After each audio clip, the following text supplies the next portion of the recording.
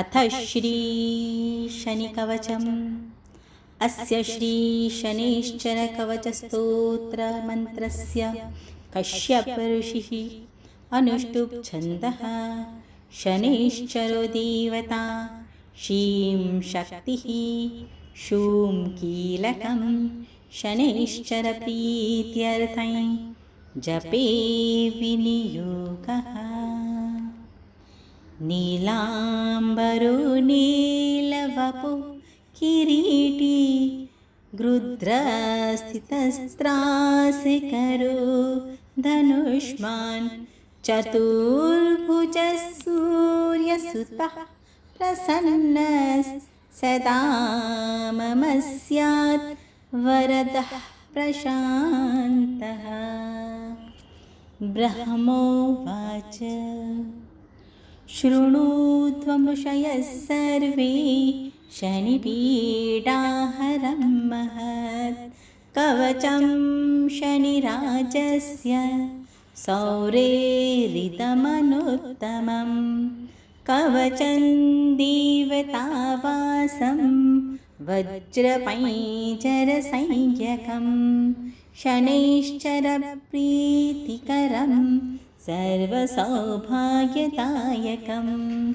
ॐ श्री शनैश्चरः पातु बालं मे सूर्यनन्दनः नेत्रे छायात्मजः पातु पातु कर्णौ यमानुजः नासां वैवस्वतः पातु मुखं मे भास्करः सदा स्निग्धः कण्ठश्च मे कण्ठं भुजौ पातु महाभुजः स्कन्धौ पातु शनिश्चैव करौ पातु शुभप्रदः वक्षः पातु यमभ्राता कुक्षिं पात्वसि तत्सदा नाभिं ग्रहपतिः पातु मन्दः पातु कटिं तथा ऊरू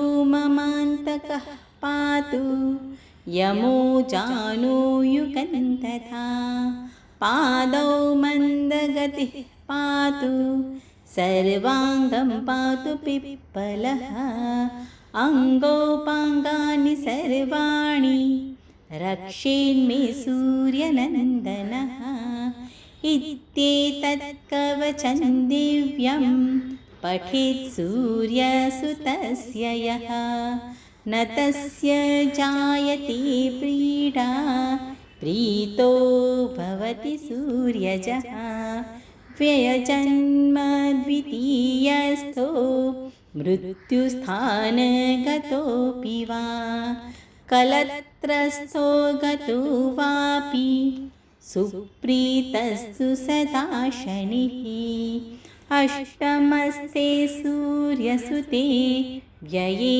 जन्म द्वितीयगे कवचं पठतो नित्यं न पीडा जायते क्वचित् इत्येतत् कवचं दिव्यं सौरेर्यनिर्मितं पुरा द्वादशाष्टमजन्मस्थ दोषान्नाशायति सदा जन्मलग्नस्थितान् दोषान् सर्वान् नाशयति प्रभुः।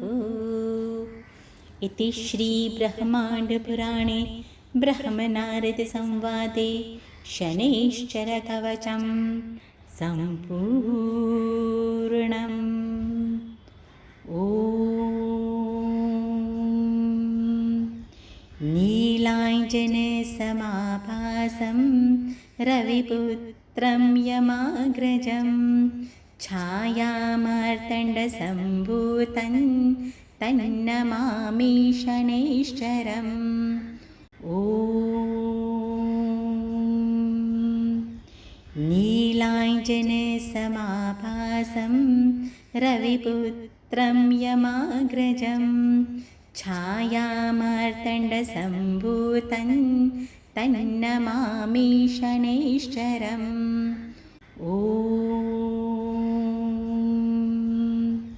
नीलाञ्जनसमाभासं रविपुत्रं यमाग्रजं छायामार्तण्डसम्भूतं तन्नमामि शनैश्चरम् ॐ नीलाञ्जनसमाभासं रविपुत्रं यमाग्रजं छायामार्तण्डसम्भूतं तन्नमामि शनैश्चरम् ॐ नीलाञ्जनसमाभासं रविपुत्रं यमाग्रजं छायामार्तण्डसम्भूतं तन्नमामि शनैश्चरम् ॐ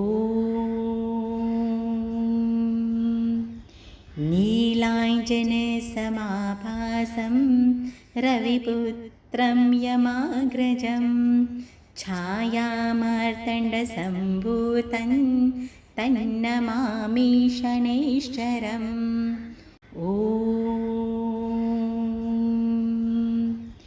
नीलाञ्जनसमाभासं रविपुत्रं यमाग्रजं छायामार्तण्डसम्भूतं तन्नमामि शनैश्चरम् ॐ